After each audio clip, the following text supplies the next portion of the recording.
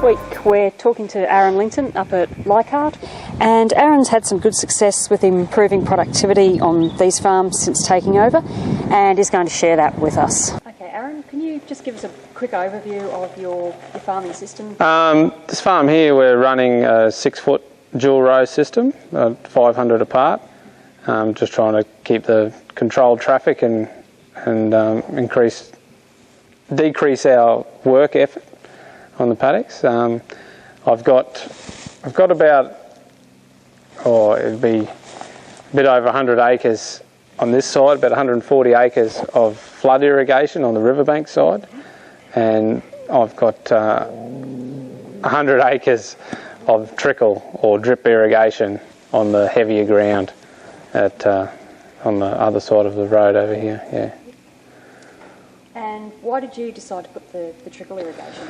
The paddock over there's a lot of different soil types in the block, and there's a lot of fall. So some of the drills, they're probably a 500 metre long drill, dropped 2 to 2.5 metres of fall. So that was way too much, we thought, for flood irrigation to be efficient. And the drip irrigation can deliver water efficiently, evenly across the block, and we can be a lot more precise in what we give the plant each day. And you've been having good success with that? You've got some good... So I've got some good yields. We've lifted our yields up to very respectable yields in the district, along with some as high as some of the Delta better growing areas, and that's a big change for this area. So can you give us a bit more of an overview of how that drip irrigation is set up and how you manage it on? Yeah, it's set up. It's all automatic. It's all I've got a Wiser system running it, which is remotely controlled from my phone or my computer or any internet connection actually in the world. I've been fishing before and checked the computer and turned the pump on and off. In each irrigation set, there's 3 irrigation sets, and each irrigation set I've got a moisture probe, and that gives us a guide on where we're at with the levels, different levels in the moisture of to feed the cane.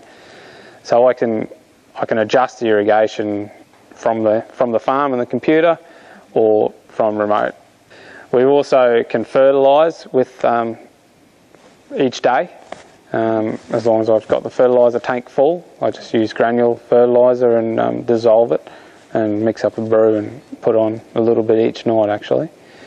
Because of the water we've got, I've had to use media filters to keep the water clean so we don't block up any emitters, so hopefully we get good longevity out of the tape.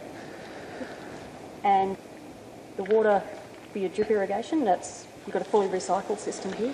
Yeah, this farm here, we've sort of ended up being, it's an enclosed unit.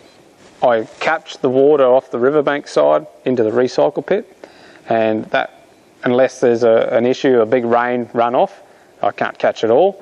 It will overflow and go out into the drains, but there's only been one time this year that's happened, and I've been able to catch every drop that I've pumped out of the river and overflowed. It's pumped out of there, it's recycled, and I've pumped it onto the drip block.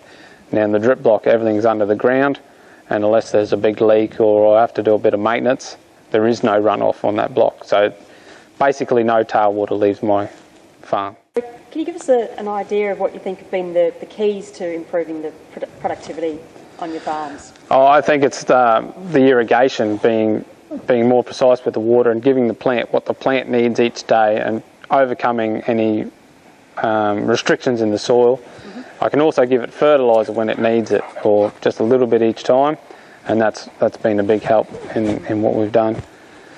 Yeah, and also the flood, because we don't flooding and we're not getting any water to the surface, I'm not getting any weeds. So I've got a crop of cane now that I haven't had to put any herbicides on at all. In fact, I haven't passed a tractor over that besides checking for maintenance. Okay, well thanks very much for talking to us, Aaron, and yeah, good luck with the rest of the season and hope it all goes well for you. Thanks, no worries.